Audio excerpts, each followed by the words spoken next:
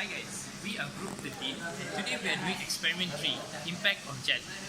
Okay, in experiment 3A, effect of body geometry and force due to impact of jet, we will study the force produced by the water onto different types of surface. So these are the shapes we're going to use. You see there are two parts here. For the upper part, we have 180-degree flat and we have 30 flat, which is already in place. Then we have 120 cone and zoom in. And for hemisphere we have two. This is the inward facing and this is the outward facing hemisphere. All these are placed on the top one. And for the lower part, we have this is already a 5mm in place, and we also use the 8mm. Now getting back to Agash. Okay, for the first part of the experiment, we use the 8mm as the nozzle and all the other size in this experiment. So the first thing we do is to align these both parts together so that later we can measure the height. Okay. Alright, now my friend over there is going to on the machine. So this is where we turn it on.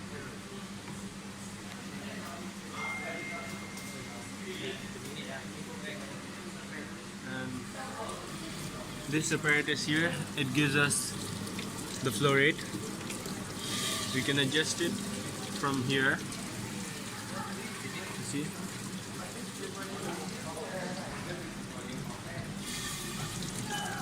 By increasing and decreasing from here, we increase or decrease the flow rate there.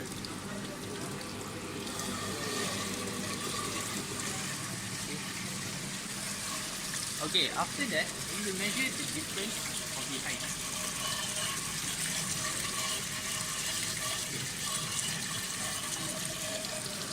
Okay, now for this experiment, we will repeat with the flow rates of 10 and 15. That's all for the first part.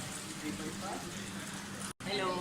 So for the second part of this experiment, the experiment of 3B, the purpose of this experiment is the same as the experiment 1.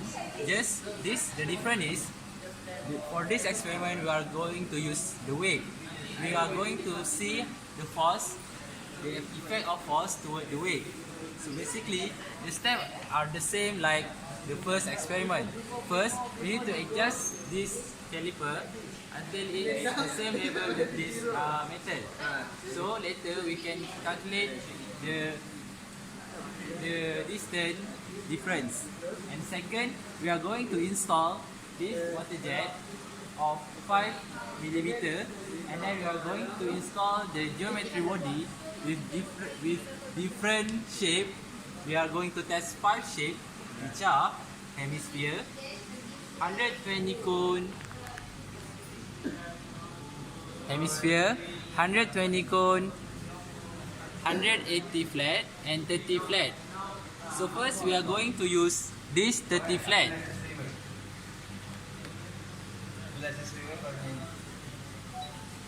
So the next step, we are going to put the weight in the top of this metal. So first we need to calculate the difference of distance at here between the plate and the indicator. Next, we are going to record the reading. After that, we are going to adjust this control valve until the metal has the same level as the indicator. And then we are going to record the reading at this flow meter, which is represent the force exerted at the metal. Thank you.